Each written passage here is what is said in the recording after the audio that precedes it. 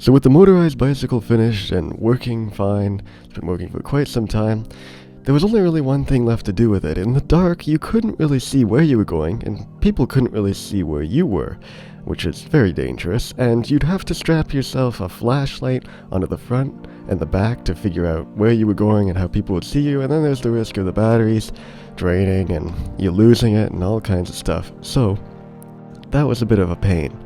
Luckily, on eBay, there is a nice man who sells a kit that allows you to run a nice headlight and taillight that is generated by the magneto, so you never have to worry about changing batteries out again. It just perfectly works on 6 volts, and you can expand it later with other things that might run on 6 volts. What you get in the box is quite a few detailed instructions. The only one I really needed was the schematic on how to actually wire it, which is the one in orange underneath, but the rest is very nice and tells you how to install everything, in case you hadn't already pretty much reassembled your motorized bicycle from the beginning. And everything's nicely tied up, if you see there, so that nothing will short out in the mail. It's very well packaged, and I'd say this is came quickly and was well delivered. And there are the 2 lights. You get a lot of wires, it's a mess, but it cleans itself up if you put a lot of time into it. I put about 2 to 3 hours into assembling this entire thing. And excuse my nasaliness, I've got a bit of a cold.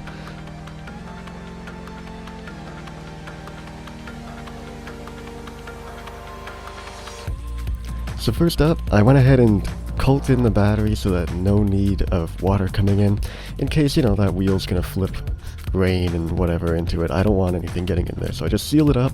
I don't intend to open it again unless it starts not working. Now next we need to go ahead and open the magneto chamber and put in a little specialized coil. Yes, you do not have to run off the white wire, so you don't need to worry about interrupting the actual spark plug. Also, I noticed there was a lot of paint, so I went ahead and sanded it off a little bit, as you saw back right there. So now I need to go ahead and remove the 4 little screws. They are slot screws for some reason.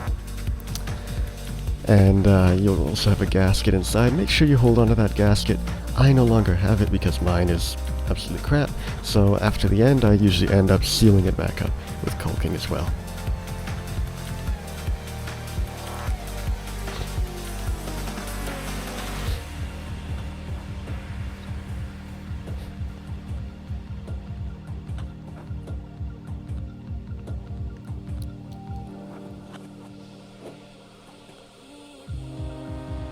So with all of the screws removed, you can see the little assembly right here. In the middle we've got a little spinning magnet, and we've got the 2 arms on each side. So we're going to fit our coil right over top on the opposite side of the main coil, and that little red wire is going to run out the front. So I'm not probably going to show you installing this because it's a bit of a pain. And as you can see here, that piece of paper he gives you, you're supposed to slide in and keeps things adjusted or whatnot. I couldn't figure out how to use it, and I found it was a lot easier to just take it apart manually and reassemble it completely with the new coil attached. So just take out all 4 screws and then tighten them back up evenly once you're done.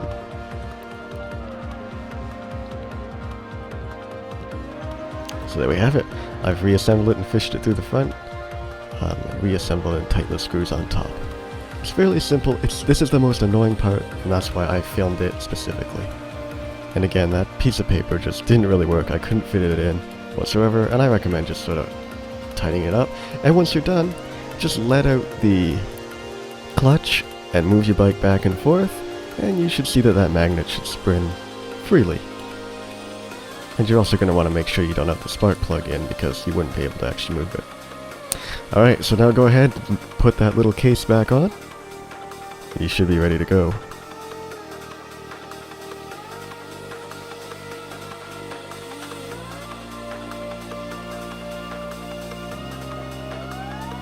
Once that case is back on, you've gotten over the toughest part. The rest is just soldering and wiring.